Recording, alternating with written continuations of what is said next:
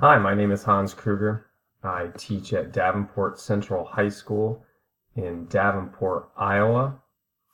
This presentation is for Module 1, Content-Based Learning Materials and Strategies. I live in the Quad Cities. I've lived here most of my life.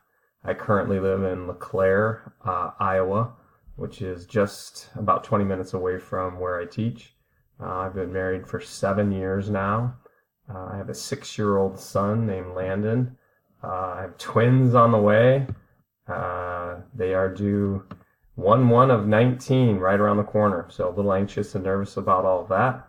I enjoy hanging out, playing sports with my 6-year-old son. I also enjoy coaching soccer and enjoy working out and teaching weight training as well. A little bit about me professionally. I have a master's in kinesiology, a master's in education, certified to teach K through 12 physical education, also 6 through 12 health and coaching endorsements on my license. This will be my 4th year teaching. I've taught health, physical education. Currently for the last 2 years, all my classes have been strength and conditioning. I'm the head strength and conditioning coach.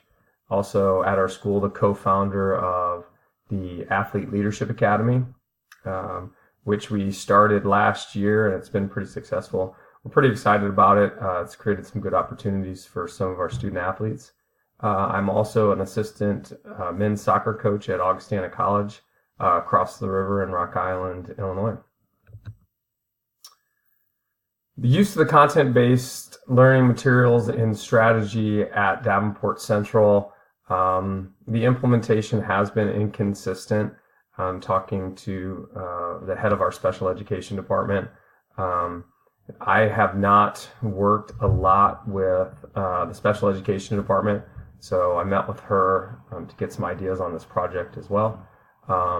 So one of the pluses about the implementation of special education and some learning materials and strategies is the communication has been pretty solid between the parents, teachers, the special education staff, and the counselors at Central.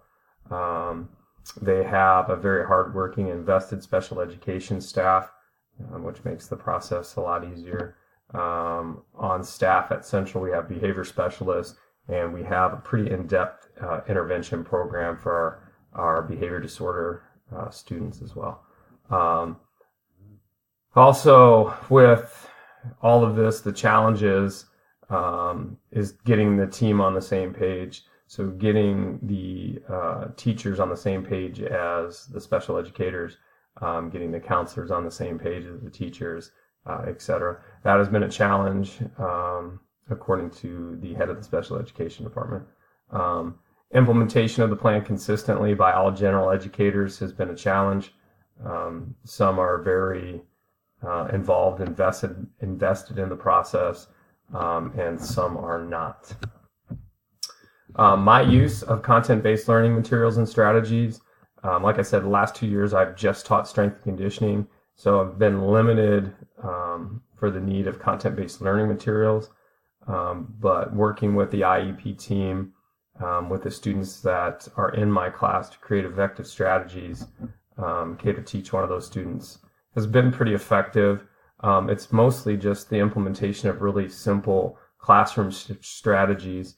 At times the room can be really loud and distracting, so repeating my instructions individually and repeating them very often is important. Also, plenty of demonstrations by myself, by other students, and having students observe those. Catering to different learning styles is important. And also skill-appropriate progressions in the exercises and the activities that we do seems to be very helpful. Plans for success. Talking with the special education department, and from what my limited access to what I've seen, getting the teachers to buy in, all the teachers. So ongoing staff development for all involved is important. Must have the team understand the importance of consistent implementation. Improve the lines of communication. So having open communication led by the special education about the team implementing the plan is very important. So for me as an individual, true reflection on topics in the class can help me as a teacher and administrator. So using what I learn in this class and other professional development is important. A better working relationship with special education and counselors to get a better feel of what the student needs and how to implement strategies to best fit those individual students and help them learn. Funding for the plan. Most of the funding comes through just plain staff development. So creating time for professional development for staff through courses, conferences, and in-building development is important.